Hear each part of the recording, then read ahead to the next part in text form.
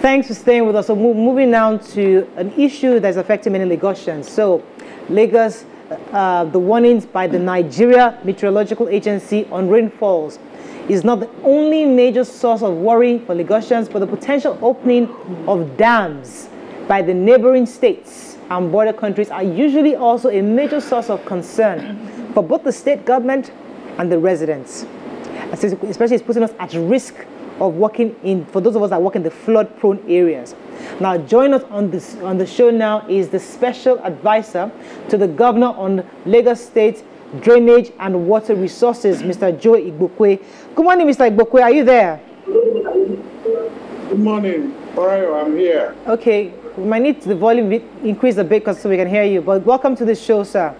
Right. So, thank you very much. Yeah, now it's better. We are quite worried because we have this conversation every single year, especially when the dam is about to be opened from neighboring states, and the expected flood is a cause for concern for many Lagosians. What is the government doing right now to ensure the safety of Nigerians who live especially in the flood-prone areas?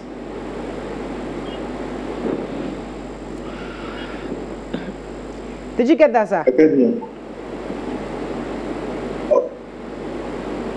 Hello, sir. Yes, I can hear you. Did you get the question? Yes, I can hear you now. Did you get the question? I got it. Okay, go ahead, sir. I got it.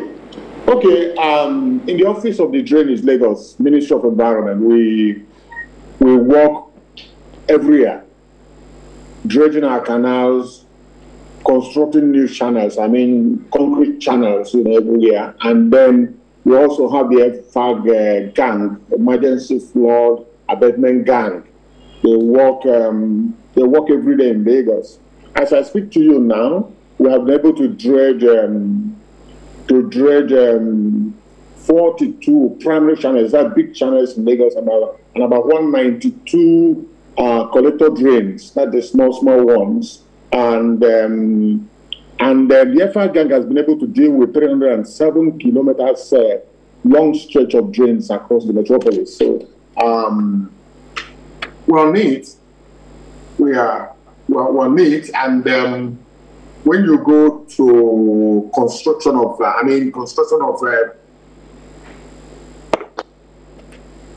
hello? Yes, we can hear you.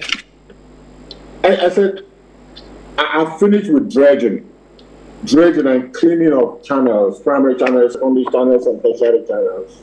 And I've also told you about emergency flood abatement gang. They walk every day in Lagos, cleaning the drains, especially the secondary drains and the tertiary drains, before the rains. If you go out in Lagos now, you will see them across metropolis. They're always on yellow trousers and yellow shirts, doing the work. And we are also constructing channels, the concrete alignment. As I speak to you now, we have done, last year, we did about 30 kilometer walk, 30 kilometer, concrete drainage channels, primary walk. And then, of course, 56 number of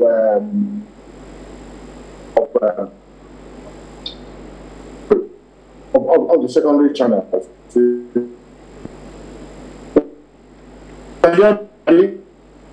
Yes, we can hear you. There's a bit of network issue, but we can definitely hear you. So you're telling us how many drains have been cleared? Okay, let me repeat what I said. I said last year we were able to construct. I moved away from cleaning to construction now.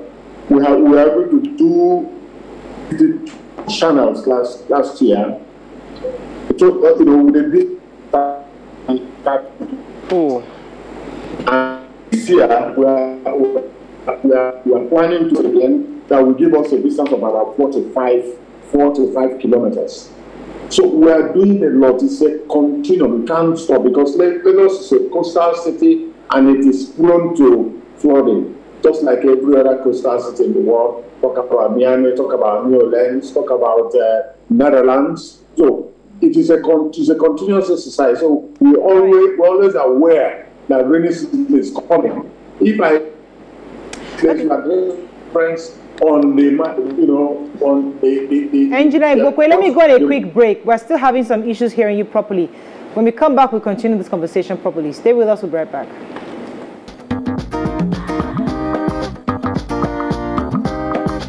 Stay tuned. Your view will be right back. Thanks for staying with us. We still have the special advisor to the governor of Lagos State on drainage and water resources, Engineer Joe Igbokwe. Sir, are you still there? I'm here. Yeah. So you've told us the work that has been done and the work that you've done concerning creating and building those channels.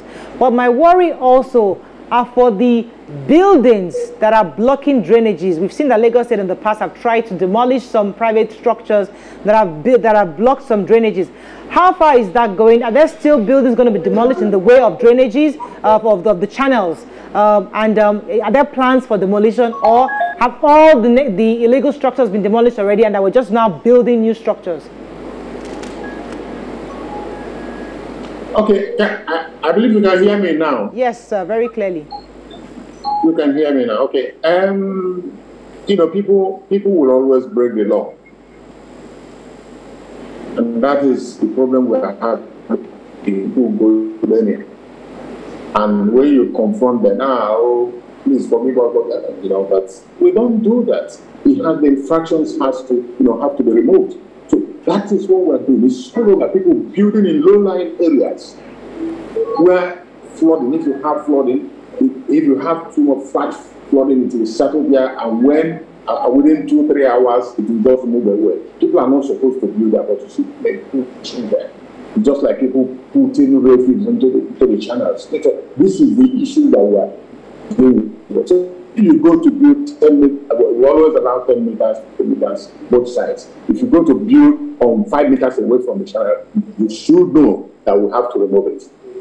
You should know that we have to remove it. And that is what we've been challenging them. So we are working. We are removing it. There are people are complaining, but there's nothing we can do about it. Right. We have to secure other people who are living around that vicinity. So that's what we do. Okay. We have an enforcement unit, in the office of the environment. Right. Okay, guys. Yes. Oh, so, sir, there's some areas that usually might be advised to relocate. Some locations, there are people building on water areas that will be advised to relocate. Is there any plan for Lagos State to provide shelters for those that might need to relocate, who can't afford to move into maybe a hotel or somewhere else to stay? Do we have any such plan in place in Lagos? It's difficult to have a conversation with you when the internet is down. So I have to give you a call via phone and have an audio conversation. But it's a very scary time because people do every year, especially those living in that area that our producer lives at. Yes, Arekpo area. That's one of the areas that gets really flooded. In fact, the government at the time always tell people to relocate for that period. Yes. And it happened last year where many had to relocate for that season.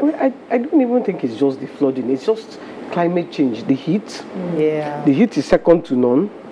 Then when it rains, the rain is second to none. Yeah. So it's just climate change. And I think what we need is for someone to tell us the steps we need to take long term, that the climate change is not, because for instance, the generator, Lagos is full of generators. So everywhere. That is not, it's carbon monoxide emissions. To the ozone layer and all that. But you see, YK, I think another thing we've always talked about is the fact that the government in other countries prepared their citizens for this period. So it's one thing to announce, flood is coming, but another thing to teach us how to do this. So now, Lagosians will say, every time they're telling us to relocate, but there are ways you can actually protect yourself. You know how when a storm is coming, they teach you to pad up your windows, you go to the basement, there's a way. When the hurricanes are coming, you know what to do. So there's a system in place to protect yourself. I know there's some instances where you cannot protect yourself from flood. It happens. But you find higher ground. You find ways of protecting your family and loved ones. But it's like, here, it's coming, just run away. We don't have basement. What can we do? And the citizens factor. the fact that we are the ones that litter our drains. Yes. We're the ones that litter. We don't clean them up. We don't have enough good system to clear up the drainages. Thing that we do every Saturday. Environmental. You know, that was supposed to help clear. It wasn't helping, YK. The drains. People were not using it. They were just sleeping at home. That's the truth. I'm told we have our guest back on the show. Hello, sir, are you there? Yes, I'm here. Yes, via the phone. All right, good to have you back. So, BC had a question for you. All right, sir. I wanted to ask the plan for a continuation of, preparation. So, for every time it's about to flood, we just hear giri, giri, giri, giri. Yeah. We're doing this, we're doing that. And afterwards, everybody just relaxes. Is there a plan to follow through if it's the drainages to be able to maintain it continuously so that it's not when it's a flooding time, everybody's running helter-skelter? Should they put that plan in place right now? No, I've told you we have a very big plan every year. Like I said, last year we were able to do 42 big channels. I mean, dredging and cleaning. As we are cleaning, you see the refuse coming back with the next rains, and that's the way our people live. And we're able also, and we did almost 100 kilometers of it. The same last year we did 192 primary channels, almost 200 kilometers. And also did 307 kilometers of drains, cleaning of drains. They walk all over Lagos. And this year, we are going to do 32 number bigger channels, bigger primary channels, 32 number, and they totally 72 kilometers. We are going to also do 241 new collector drains, totaling 256, distance, 256 kilometers. And then the effort gang is supposed to cover 100 kilometers next year. So this is a continuum. This is what we do every year. It's just that the behavior of our people, they are refuse disposal is not yet too good. People are still dumping things into drains.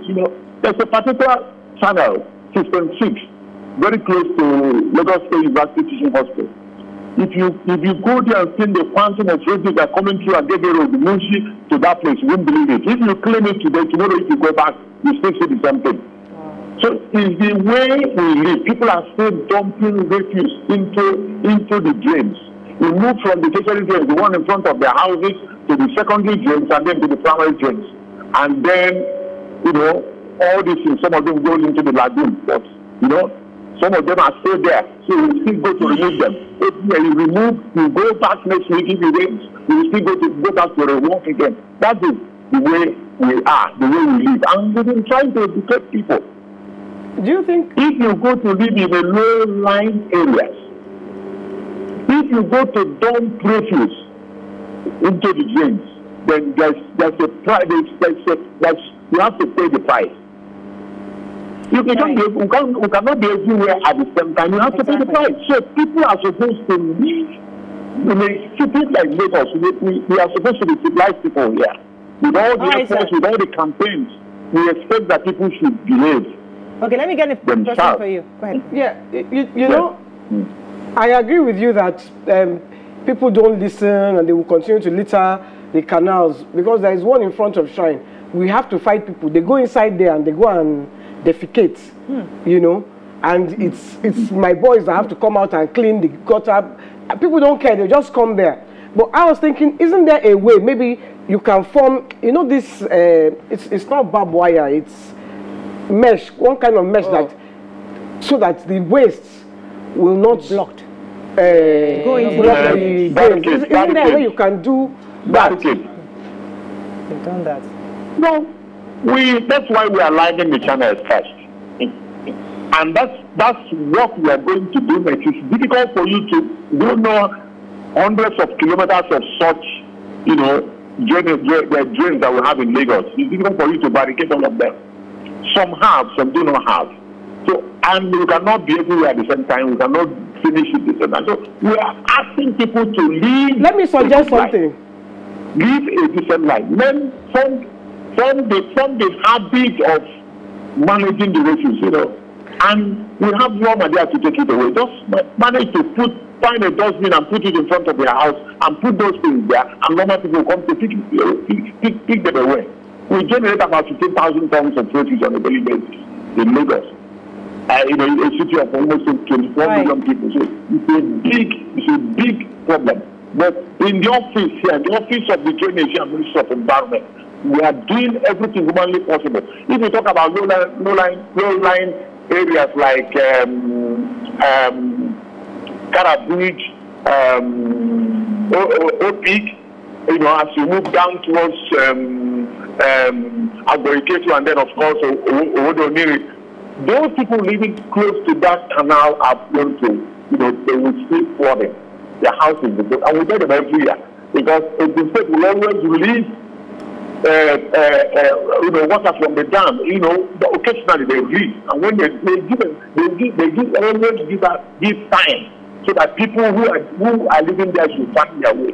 Because they're not supposed to be there in the first place. Right. So they always give time, date when they will release such, you know, volume of water. You know, and it just goes. It doesn't stay. Let me get in one final question for you, Engineer Igbokwe. Go ahead. So I asked this earlier concerning shelters. So we know that people will be displaced whenever we have this heavy rainfall, which is happening almost every year now.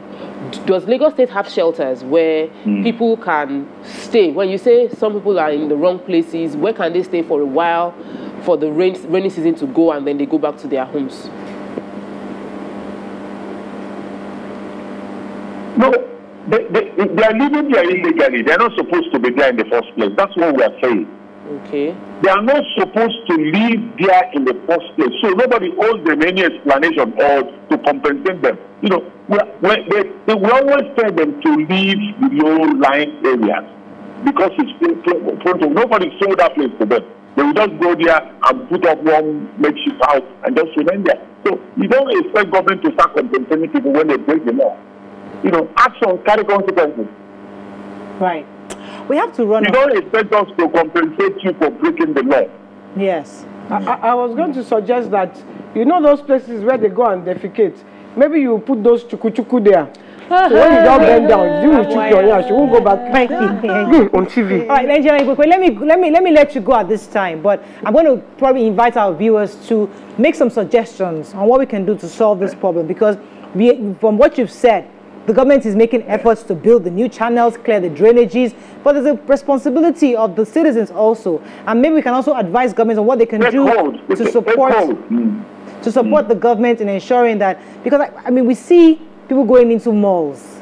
You don't drop dirt in the malls because why? There are lots of bins every single place. I know Fashola tried to do it at the time, but still it wasn't effective. What can we begin to do to help citizens understand how to properly dispose their trash? Let's go on a break. When we come back, we open our phone lines. Thank you very much, Engineer Igbokwe, for joining us this morning. We're going to break now. We'll be right back.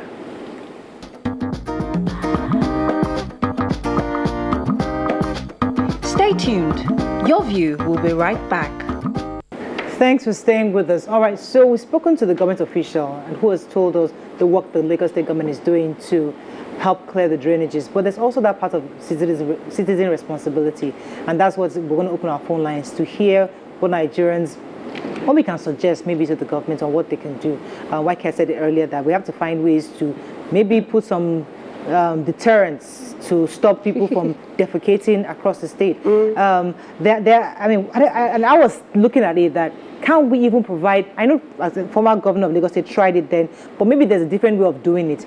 For example, in those crowd areas, so where you have the motor parks, where you have big bins available. Even the time in Lagos State where the taxis, the buses, the danfos had bins. They all had trash. So they have it, but they don't use it. People just throw things off the window. We're just indisciplined. Like we're a bunch of very indisciplined people. That's just it. Because if you drive through, okay, so I always go to Mowe because of my location there. So when there's no traffic, you would see the entire floor littered with, you know, people are in traffic. They would drink they'll throw it outside. Choose something, throw it outside. And I'm like, the entire place is all littered up. But who are we going to hold responsible? Those that are hawking, they should develop a structure to clean up, because you are the ones providing them what they are selling. And even when Fashola instituted this dustbin and all of that thing, we didn't continue. We don't have continuity. He forced us to comply, and then we just... Because I was just going to say, when Fashola was governor, you dare not throw anything outside the window. They will throw it back inside. Yes, everybody was everybody's policeman. Yes. Do you understand? Leadership, Murayo, honestly, suddenly, and that's the sustenance that I'm talking about that we don't have. We're not able to have. So it was during Ambode's time that things just went back. It's not difficult to rebuild. Everything just went back. So I would suggest... I'll come to you, BC. Let me take this call from Ari Batishe from the UK. I like that name. Sorry, Murayo. You're live. Go ahead, please. You see, I don't know whether Mr. Joseph has done. Nevertheless, you see, the problem of flooding in Lagos is a very long time, you know. I think the past military or the civilian government constructed canals. Those canals only empty within the metropolis they are completed. The purpose of those canals were to empty wastewater down to the ocean. All these things contributed part of the flooding we are experiencing in Lagos. So that was why I was trying to get Mr. Igbokwe. How? Because I knew he's an action man, and every available record indicates that they have done a very wonderful job there. But to remember that to continue how those canals should be completed, because some of the powerful people in the society make those canals unavailable for water to empty into the ocean. There are ones that they have to do there in Kota, there are so many who get in the streets in Lagos there. Oh, thank you, Mr. Igbokwe. I would like to suggest that the government does more like a sensitization campaign. So put it out in ads, in billboards, on TV, because what you see, you accept and you become. So everywhere you go, you see, no, don't put litters here, don't, defecate here, don't do this, be a responsible citizen, and over time that will happen. It will become a reality. Also, I also want us to, take responsibility in being accountable to each other. We should hold each other accountable. So if I see Morayo dropping trash, I will go and pick it up. This is not where. So we should call out one another. The problem is, when it comes to, we always like to wait on government to do the work for us. We are the government. So if I see that something is going wrong and I say, no, we're not releasing you till you pack this thing right now, and every other person enforces it, it will begin to happen. We need to be real about it. But what happens is, because it's not me that threw it, you just look away. We need to work together. I'll share my experience. Let me know I can jump in. I just wanted to say, the dustbins, government, those are the things the government should make sure that they do. Put dustbins so that there is somewhere to throw it. Because if I'm walking on the road and I'm eating something, when you finish putting your handbag, don't expect everybody to put it in their handbag. They might not have handbag. Look, if it's a banana, if it's banana, will I put banana in my handbag? So make sure. Yeah. In England, everywhere, everywhere there is a dustbin. Yes. So you don't want to litter. Yes, because there is somewhere to do it. That's what we have to continually have that. We spoiled it. Yes, we spoiled it. They had a recycled one. They have paper. They had trash. We spoiled it. They put barbed wire to distract people from crossing the road. We broke it down until we deal with ourselves. I saw somebody. Let me tell you my own. I was in traffic. In the car in front of me, I was being driven. The car, somebody threw, I think it was they ate the nylon bag, black things, and there was bottles, something inside. They threw it on the floor. I got down.